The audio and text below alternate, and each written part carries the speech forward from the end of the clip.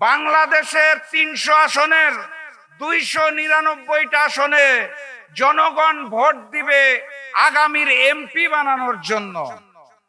ঢাকা ১৫ আসনের জনগণ ভোট দিবে বাংলাদেশের আগামী প্রধানমন্ত্রী নির্বাচন করার জন্য। আজকে এখানে আমাদের অত্যন্ত আনন্দ ঘন পরিবেশে, উৎসব মুখর পরিবেশে প্রচারণা করার কথা ছিল, সেটা হচ্ছে।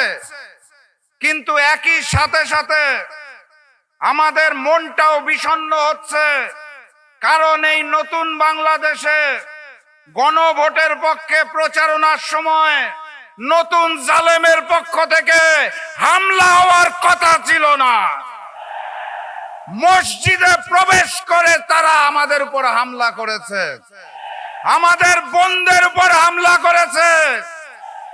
ঢাকা ১৫ আসনের জনগণকে জানিয়ে দিতে চাই, মাথা উঁচু করে জবাব দিবেন। নতুন বাংলাদেশে নতুন জালেম চলবে না। জবাব হবে ১২ তারিখে। আমরা শান্তি চাই, কিন্তু কেউ যদি অশান্তি সৃষ্টি করতে চায় তাহলে আমরা শহীদ হতে জানি, আমরা রুখে দাঁড়াতে জানি। ওই একটি বৃহৎ দল নতুন করে প্রচারণা করার চেষ্টা করছে না ভোটের পক্ষে। আপনারা তাদেরকে জানিয়ে দিবেন, যারা পাথর দিয়ে মানুষ হত্যা করে তাদের জন্য না, যারা চাঁদাবাজি করে তাদের জন্য না, যারা নতুন স্বৈরাচার তাদের জন্য না, আগামীর বাংলাদেশের জন্য আমরা সবাই হাঁ। অতএব গণভোটে হাঁকে জয়যুক্ত করতে হবে। সম্মানিত সাথী এবং বন্ধুগণ, আমি অত্যন্ত সৌভাগ্যবান। একটি আসনে নির্বাচন করার কথা ছিল, ঐক্যের বৃহত্তর স্বার্থে নির্বাচন করছি না। এখন ৩০০ আসনে প্রচারণা করতে পারবো আলহামদুলিল্লাহ। এবং প্রচারণা শুরু করলাম আমিরে জামাত ডাক্তার শফিকুর রহমানের সমাবেশ দিয়ে আলহামদুলিল্লাহ। ঢাকা ১৫ আসনের জনগণ আমার চেয়েও সৌভাগ্যবান। কারণ কি, বাংলাদেশের ৩০০ আসনের ২৯৯টা আসনে জনগণ ভোট দিবে আগামীর এমপি বানানোর জন্য। ঢাকা ১৫ আসনের জনগণ ভোট দিবে বাংলাদেশের আগামী প্রধানমন্ত্রী নির্বাচন করার জন্য। আপনারা এমপি নির্বাচন করবেন না, আপনারা প্রধানমন্ত্রী নির্বাচন করবেন ইনশাআল্লাহ। কথাবার্তা পরিষ্কার। ডাক্তার শফিকুর রহমান বলে দিয়েছে ঐক্যবদ্ধ বাংলাদেশ। আমরা সেই ঐক্যবদ্ধ বাংলাদেশ, আমরাই বাংলাদেশ, বাম বিএনপি বনাম ঐক্যবদ্ধ বাংলাদেশ। আমরা আগামীর বাংলাদেশে ওই নতুন স্বৈরাচার আর ফ্যাসিজম চাই না। আমরা আগামীর বাংলাদেশে ভারতীয় আধিপত্যবাদ চাই না। অতএব বাম বিএনপি কে না বলুন, গণভোটে হ্যাঁ বলুন, ১০ দলের প্রতীকে হ্যাঁ বলুন। আবারও দেখা হবে, আবারও কথা হবে ইনশাআল্লাহ। সারা দেশ সফর করব এবং সবাই মিলে ইনশাআল্লাহ আগামীর বাংলাদেশ গড়ে তুলব।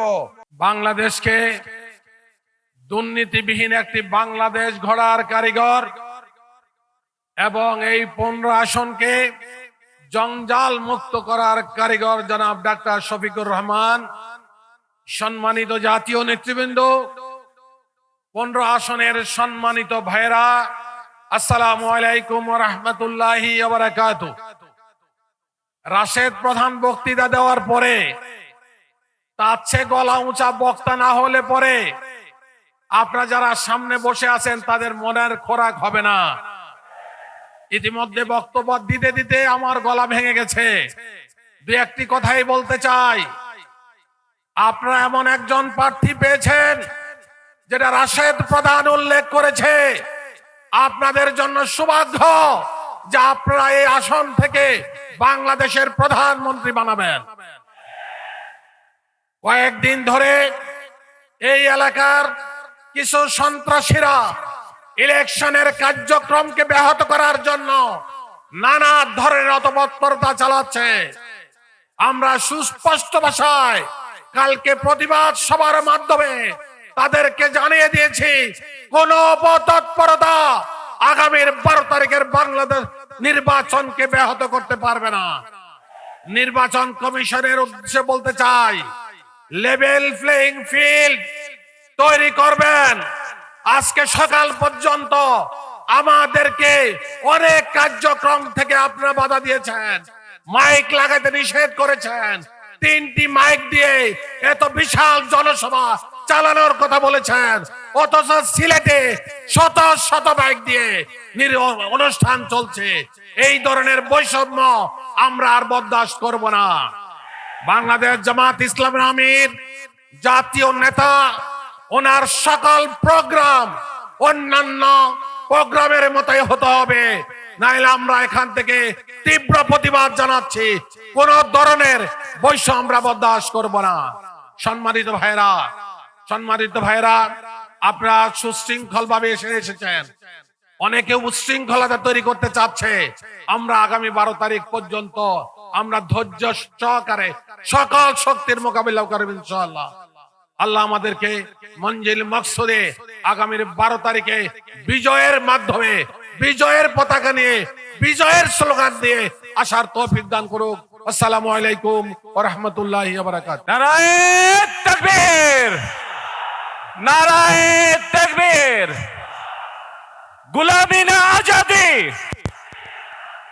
আমরা এই দেশকে নতুন করে গড়তে চাই। আমি যে আয়াতটা পড়েছি সেটা হলো যে শুকরিয়ার কথা। জনগণ যদি সে ভুলে যায়, শুকর না করে, তাহলে আল্লাহ রব্বুল আলামিনের পক্ষ থেকে সেই শুকরিয়া আদায় না করার কারণে কঠিন শাস্তির কথা বলা হয়েছে। অতএব কারণে আমরা যদি এই ফ্যাসিস্টকে বিদায় করেছি, নতুন ফ্যাসিস্টের তৈরির রাস্তাগুলো বন্ধ না করি, চাঁদাবাজ, ধান্দাবাজ এবং এই দেশকে যারা গোলামিতে পরিণত করতে চায় তাদেরকে যদি বর্জন না করি, নতুন বাংলাদেশ গড়ার কোনো স্বপ্ন যদি না দেখি, তাহলে আমাদের উপরে কঠিন শাস্তির ব্যবস্থা আল্লাহ পাকের পক্ষ থেকে হবে, মনে রাখেন। অতএব কারণে এখন থেকে, আজকে থেকে আমাদের প্রত্যেককে শপথ দিতে হবে, গণভোটে আমরা সবাই হাকে জয়যুক্ত করব ইনশাআল্লাহ। নারায়ে তাকবীর। গোলামি না আজাদি। ইনকিলাব, ইনকিলাব। দিল্লি না ঢাকা।